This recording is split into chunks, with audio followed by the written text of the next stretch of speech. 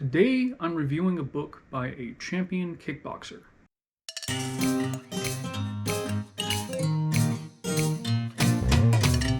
Hi guys, my name is Joe and welcome to Fighting Words, the martial arts library. On this channel I review martial arts books and talk about other martial arts related subjects. The subject of today's review is Civilized Warring by Peter Sugarfoot Cunningham and Robert Snake Mickey. It was published in 1995. Peter Cunningham has held numerous titles in both kickboxing and Muay Thai.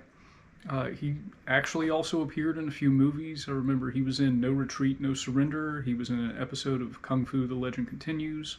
Couldn't really find a whole lot on Mr. Mickey outside of this book. This is the only book that shows up on his Amazon page. The biography at the end of the book says that he's been practicing martial arts since 1978, and he trains at the Jet Academy under Mr. Cunningham. Some things to note up front.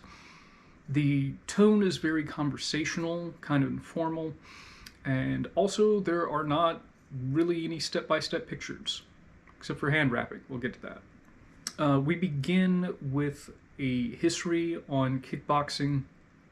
This is mostly focused on the karate scene in the United States that wound up turning into full contact kickboxing.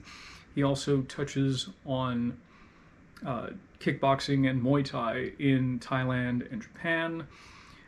There's a minor error here. He would lead one to believe that they've only been using gloves in Muay Thai since the 1970s. It's been used for far longer than that. The first gloved Muay Thai bout took place in 1921. After that, we jump into a conditioning section. In this section, he discusses cardio, flexibility, muscle development. He mentions weight training, but also notes that he doesn't do any weight training himself. This chapter includes some ideas for a training program and finishes up with a small section on nutrition. The following chapters are on how to find a gym. There's a section on how to wrap one's hands. Again, this one has the more detailed step-by-step pictures than you're going to find anywhere else in the book. We also get an introduction to equipment and the types of strikes that are used. In this case, a strike is given a short 2 or 3 sentence paragraph that's more of an overview than an actual description. The authors will discuss in this section what parts of the body to use as a weapon and which techniques are suitable for striking what targets. After that, we get a chapter on warm-ups and stretching, and following that, the book goes into how to use the various types of equipment. We're talking things like heavy bags, Thai pads, focus mitts. They've even decided to talk about how to use a mirror for training. And note that if you happen to be using a mirror, make sure you're not standing too close when you're throwing kicks. The technique section begins with stance and footwork, which is logical. The author shows some basic footwork, but notes that there are more advanced types. So this is more of an introductory or a primer. We then get various chapters on punching, kicking, and the use of knees and elbows.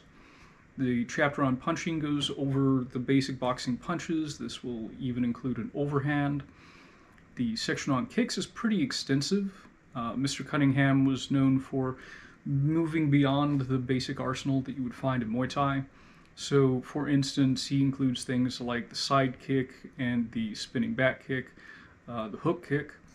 I would note that for the spinning back kick, he does describe 2 different ones. One is a true spinning back kick with the toes pointed down. The other is more like a spinning side kick, and he gives tips about when it's best to use each of those. Then he finishes up with the round kick. I thought that was an unusual decision. The round kick typically is the most utilitarian of the kicks. But he will describe 3 different ways of using it. One is more of a snappy version, used by the lead leg. Also with the lead leg, there's one with a switch step. In other words, your sort of switch round kick that you'd find in Muay Thai. And he has what he calls a whipping round kick from the rear side. The section on knees and elbows is pretty brief. He shows 3 kinds of elbows: striking inward, striking upward, and then coming at an angle. He shows two kinds of knees. One is a thrusting knee, one comes in from the side. He shows a little bit of the head clinch in this. It's not given a whole lot of detail, but it is nice that he at least touches on the subject. Following the offensive section, we get a defensive section. This one begins with fundamental defensive movements, in other words, just basic evasions like bobbing and weaving.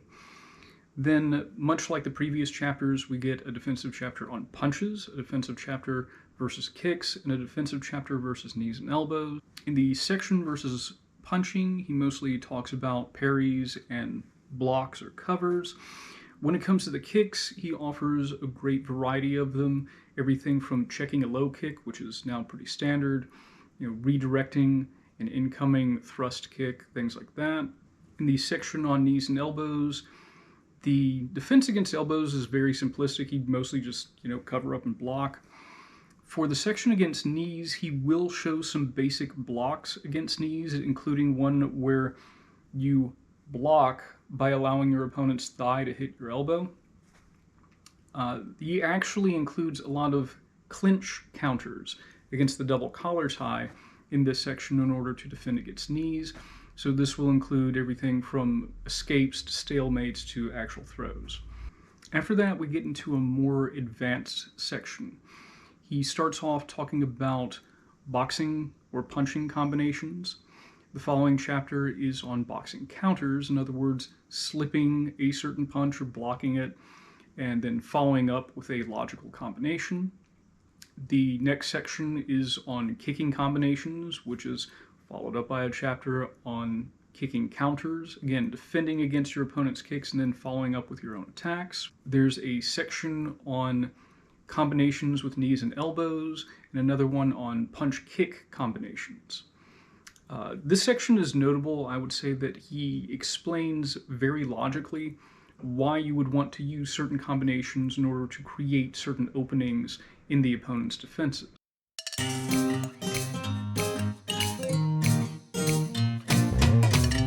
As far as the pros go, I would say that I'm very impressed by the detail that the authors go into when it comes to explaining the why of a technique or a combination. How would you actually use this technique when you actually get out there to compete?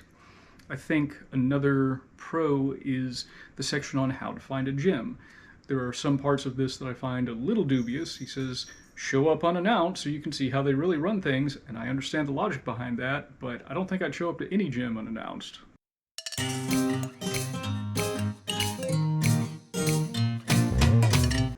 As far as the cons go, as I mentioned, there are no step-by-step photographs, with the exception of, as I mentioned, wrapping up the hands.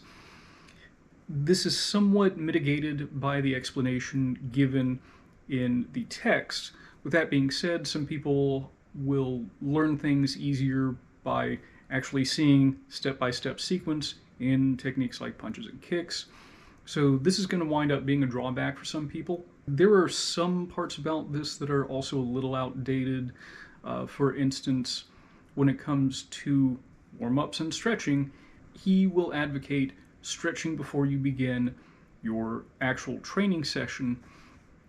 These days, with what we know about modern exercise science, that would not be recommended. It's generally recommended these days that if you're going to stretch, that you should do it after a training session.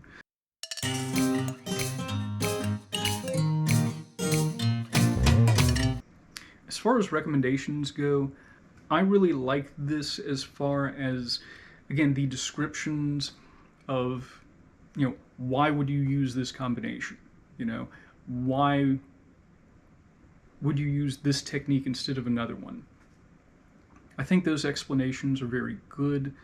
This would be a good book for that. If you're sort of beginner intermediate level, you can take this and learn like, oh, well, if I throw this type of combination, it'll open up these areas for me to attack. So he sort of slips a little bit of strategy in there without really being too overt about it.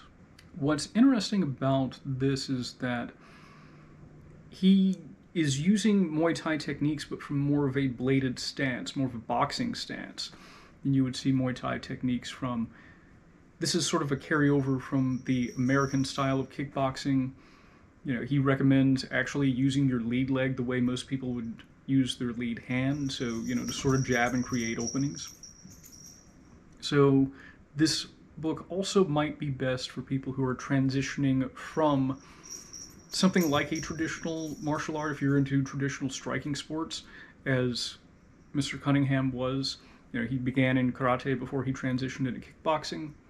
This might be good for that type of person who's like, okay, I already have, side kicks and hook kicks in my arsenal. How can I use that in this full contact environment while also adding in the techniques of Muay Thai? That's all I have for this week, guys. Thank you for following along. If you like what I do here, please leave me a like. Please leave me a comment. I'm always curious to hear the thoughts of my audience. I'm notoriously terrible about responding to them, but I do read every comment. Subscribe if you'd like to see more content like this. Right now, I'm working through the Summer of Sport, which is my first themed exercise. So from late June until late September, I'm just like pumping out reviews of competitive martial arts.